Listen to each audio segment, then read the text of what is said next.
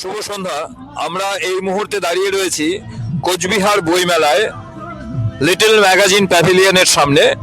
আমি তো 4টার থেকে এসে বসে আছি, ওর বয়সী কাউকেই দেখিনি বই টই কিনে ফিরছে, বা আজকে কাউকেই বিশেষ দেখিনি বই টই কিনছে। শুধু ইসকনের স্টলে ভিড় ছাড়া আর কোথাও ভিড়ও নেই। লোকের হাতে বইও নেই।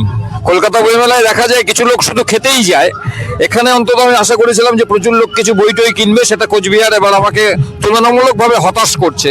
সেই জায়গায় দাঁড়িয়ে আমি একটা পুচকি মেয়েকে, যে ঘটনাক্রমে যে আমার বন্ধুর মেয়ে শারণ্যা ঘোষ, দেখতে পাচ্ছি এক ঝাঁক বই কিনে বাড়ি ফিরছে।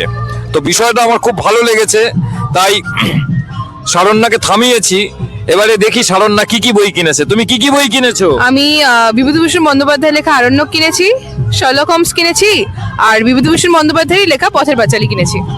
বাহ, চমৎকার। পথের পাঁচালী তুমি আগে পড়েছো? না, আমি আমারটি ভেবে পড়েছি, তবে পথের পাঁচালীটা পড়া হয়নি বলে এটা নিয়েছি এবার। বাহ, ভেরি গুড। সিনেমাটা দেখেছো? সিনেমাটা দেখেছি কিছু বছর আগে, অত বেশি ভালো মনে নেই। ভালো মনে নেই। আচ্ছা আচ্ছা আচ্ছা। তোমার বইমেলা কেমন লাগছে? ভালোই লাগছে, প্রত্যেকবারই খুব ভালো লাগে।